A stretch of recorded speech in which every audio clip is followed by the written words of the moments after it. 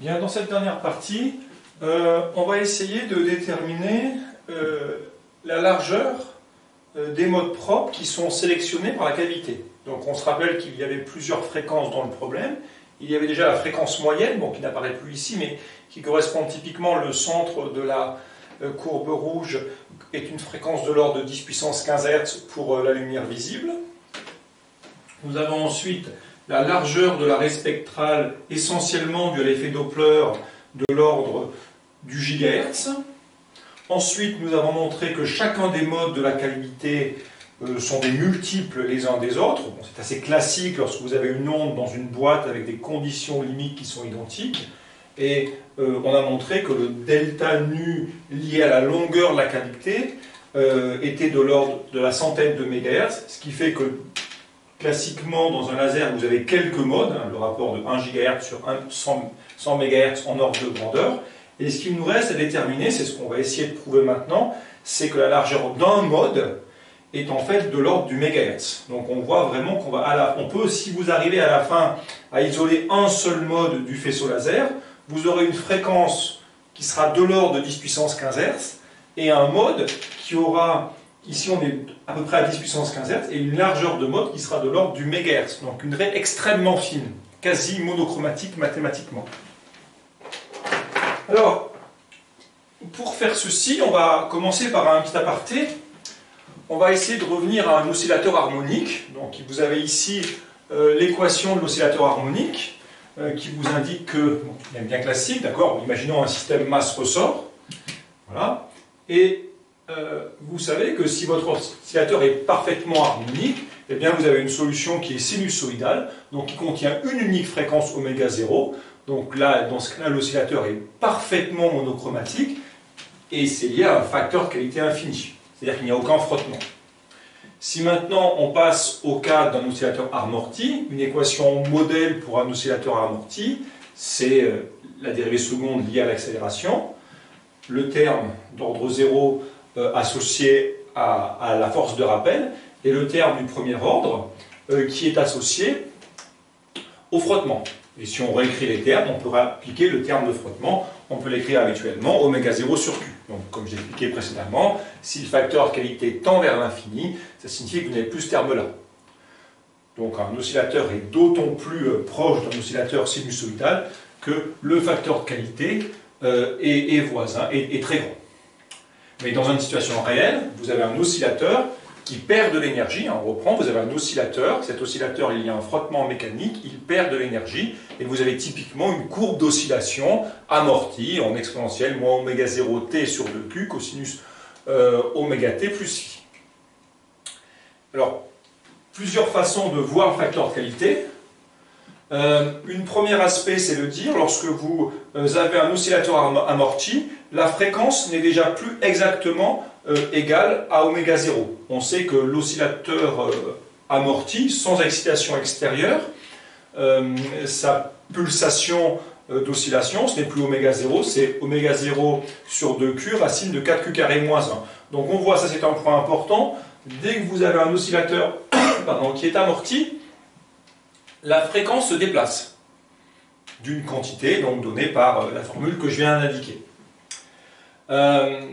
D'autre part, si vous considérez l'oscillateur en régime forcé, vous savez que ce système va en général présenter une résonance. Donc si vous excitez votre système avec une force d'excitation qui serait maintenant en oméga 0 carré f de t, avec une excitation sinusoïdale, par exemple, un mouvement sinusoïdal forcé, eh bien, vous savez que le système va résonner, si vous excitez le système avec une fréquence voisine de la une pulsation voisine de la pulsation oméga 0, et il y a une largeur associée à la bande passante, une largeur de résonance, qui est donnée par la largeur en fréquence, que j'appelle ici nu, et on sait que le facteur qualité, une autre façon de le définir, c'est de le voir en fait comme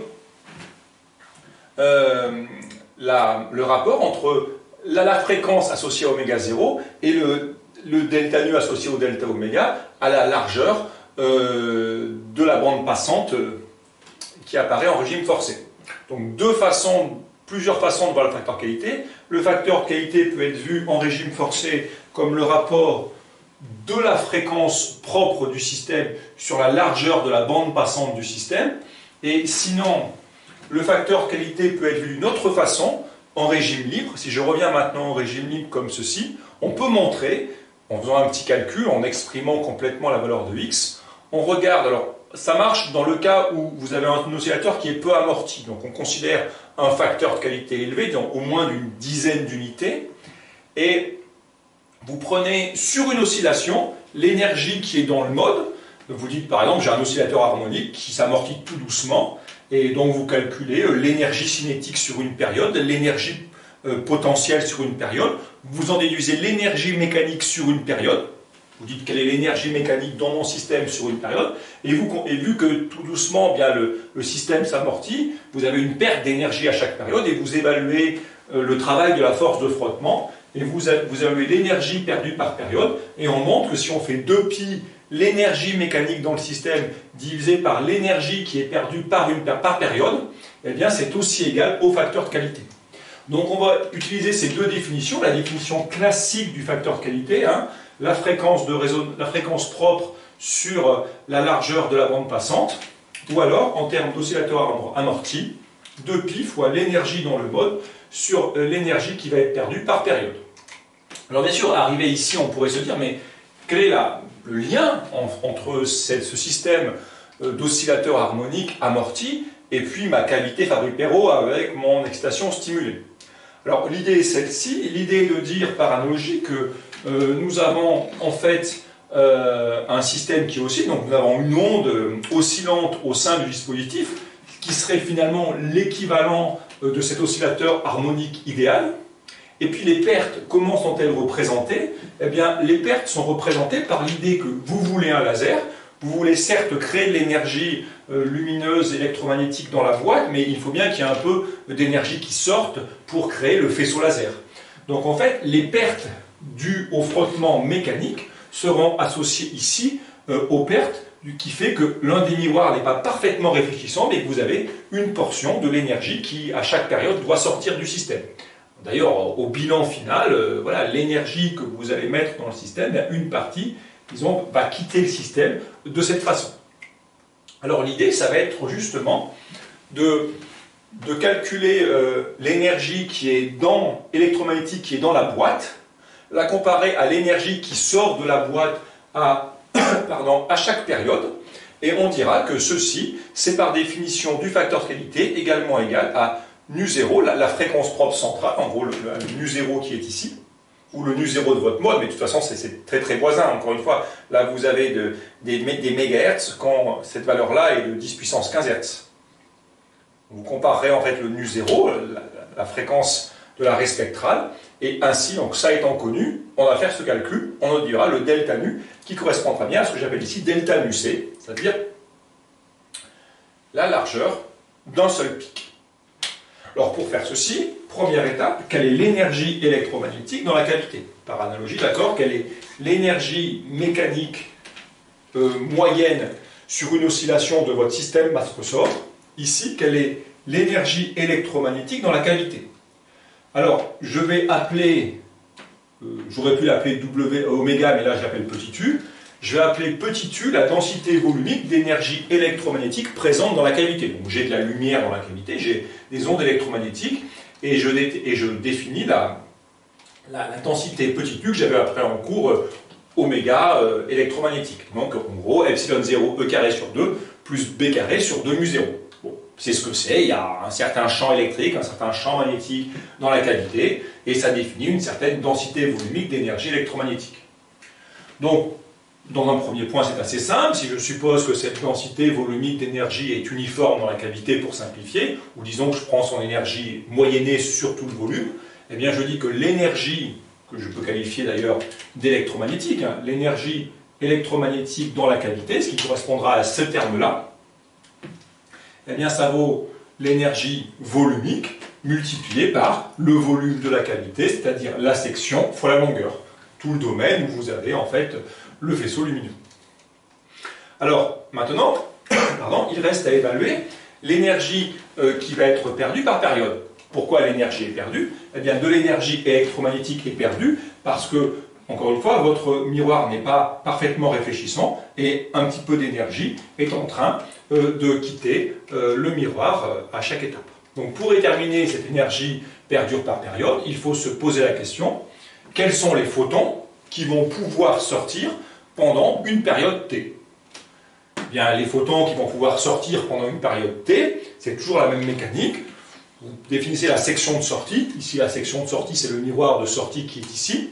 Et vous dites, en une période T, les seuls photons qui pourront sortir, c'est les photons qui ne sont pas plus loin que C fois T. Parce qu'en une période T, les photons qui se déplacent à la célérité C ne pourront parcourir que C fois T.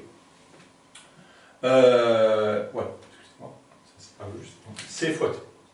Je vais reprendre tout de suite, excusez-moi. Donc, les photons, il y en a partout dans la boîte, mais les seuls à considérer, ce sont les photons qui sont situés ici. Donc, je vous dis, tous ces photons-là sont peut-être susceptibles, dans la durée T, ils vont tous parcourir une distance C fois T, et ils peuvent potentiellement quitter la cavité. Bien sûr, les photons qui seraient là ne sont pas à considérer, ils sont trop loin. D'accord? Pour donner un exemple simple, si la période c'est de l'ordre de 10 moins 15 secondes, et si la vitesse de la lumière c'est 3 fois 10 puissance 8, typiquement la distance qu'il faut considérer c'est 3 fois 10 moins 7 mètres. Donc vous allez considérer les photons qui sont situés à moins d'un micromètre du miroir. Bien sûr, là j'ai exagéré la situation par souci de visibilité. Donc, les photons qui sont susceptibles de sortir sont situés dans un cylindre qui a, on prend la densité volumique d'énergie électromagnétique et on multiplie par le volume du cylindre. Le volume du cylindre vaut la section fois la distance que peuvent parcourir les photons. Alors, cependant, tous les photons ne vont pas sortir parce que les photons arrivent sur le miroir, mais l'essentiel des photons va être réfléchi. Donc, simplement, prenons un exemple très simple. Si vous avez un coefficient de réflexion de 99, de 100%, dans ce cas-là, tous les photons sont réfléchis et aucun photon ne sort. Si vous avez un coefficient de 99%, il y a 1% des photons qui sont réfléchis. Et si ici j'ai un coefficient de réflexion de 98%, vous n'avez que 2% des photons qui vont sortir de la cavité. Donc pour savoir l'énergie photonique qui sort de la cavité, on prend la totalité des photons qui sont dans le cylindre et simplement on ne retient que 1 moins R, c'est-à-dire que si vous avez un coefficient de 98% de réflexion, seuls 2% des photons vont traverser. On fait comme si, donc on prend l'énergie dans le cylindre et on multiplie par 1 moins R. Ici par exemple, l'énergie dans le cylindre fois 2%. D'accord? Alors il y a encore une correction à apporter parce que il faut se rappeler que les photons, ils font des allers-retours et en fait, dans ce cylindre-là, vous avez la moitié par symétrie, si vous voulez, vous avez la moitié des photons qui sont en train de partir vers la droite et la moitié qui partent vers la gauche. Donc celui qui est ici, certes, il serait assez près du miroir pour sortir durant CT, mais il ne va pas dans le bon sens. Alors contrairement au cas de l'étude microscopique des gaz où vous aviez un facteur 1/6, parce que vous considériez des photons qui sont dans toutes les directions, bon, vers le haut, vers le bas, vers l'avant, vers l'arrière, ici on sait déjà que les seuls photons qui ont été sélectionnés sont des photons qui font les allers-retours. Les photons qui partiraient vers le haut n'ont pas été sélectionnés car ils ne peuvent pas, bien sûr, osciller dans la cavité. Donc les seuls photons qui vous restent utiles, c'est les photons qui vont vers la gauche ou vers la droite.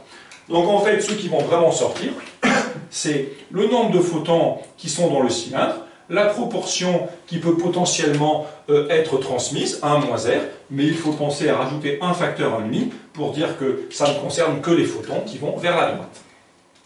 Maintenant, on peut terminer le calcul du facteur de qualité. Il me reste simplement à faire la division de ce terme-ci par ce terme-là et un facteur 2π correctif. Donc je dis que le facteur de qualité, ce sera 2π, l'énergie dans la cavité, USL0, divisé par l'énergie qui est perdue sur une durée T. Ensuite, il me reste à simplifier. Je simplifie les U, je simplifie les S, je simplifie, je remets les deux ensemble. Et la petite remarque qu'on peut faire, c'est que C fois T, vous avez la vitesse de la lumière fois la période. Eh bien, C fois T, c'est la longueur de l'onde, pour parler plus simplement en termes de longueur d'onde pour une onde lumineuse. Et donc finalement, il vous reste le 4π. Donc ici, il nous reste le 4π qui est ici, qui réapparaît ici, le L0 qu'on a conservé, et le lambda étant sur R. On voit tout de suite que le facteur qualité est considérable. C'est un facteur qualité qui n'est absolument pas un facteur qualité mécanique ou électrique. En mécanique, vous allez avoir des facteurs de qualité qui vont valoir souvent au mieux quelques unités, peut-être 10. En électricité, vous allez monter un petit peu en gamme. Vous pouvez espérer avoir des facteurs de qualité pour un filtre très piqué, quelques unités, peut-être aller monter jusqu'à 100 peut-être, mais encore voir si c'est possible. Et là, vous avez un facteur de qualité qu'on comprend très bien. L0, c'est une longueur macroscopique, c'est la longueur de la boîte, disons de l'ordre du mètre. 1 moins R, alors donc si on fait l'application rapide, ça fera, là vous aurez 1 mètre. 1 moins R se fera à peu près 0,02, donc 2 fois 10 moins 2 dans l'exemple que l'on traite. Puis le point clé qui apparaît ici, c'est que lambda, on est sur quelque chose qui vaut 6 fois 10 moins 7 en mètres. Donc on voit tout de suite qu'en comparant, on a 1 ici, puis vous voyez, bon, le 4π, on peut le simplifier avec le 2 fois 6, donc je peux simplifier le 4π avec le 2 fois 6, ça ne pose pas de problème en ordre de grandeur, et on voit qu'on a un 10 puissance 9. Mais l'idée essentielle, c'est que le L0 sur le lambda a une différence considérable, d'accord, et vous avez un facteur de qualité considérable. Donc ça veut dire en fait que ce facteur de qualité est extrêmement élevé, et en conséquence, vous allez avoir des pics extrêmement fins. Maintenant, si on termine le calcul, on sait que nu0 était de l'ordre de 10 puissance 15 Hz. Si votre facteur de qualité est de l'ordre de 10 puissance 9, vous allez trouver un delta nu qui est de l'ordre de 10 puissance 6 Hz, c'est-à-dire du mégahertz. Et donc, avec une qualité résonante Fabry-Perot, une fois que tout est mis en place, vous obtenez des pics extrêmement fins, et c'est ceci qui donne en fait la qualité monochromatique au laser. Voilà, donc si on résume finalement le dispositif du laser extrêmement simplement, le système atomique à deux niveaux qui va générer une fréquence d'émission à nu0, jouer sur l'émission stimulée en excitant les atomes dans leur niveau excité pour inverser la population et favoriser l'émission stimulée vis-à-vis des autres processus.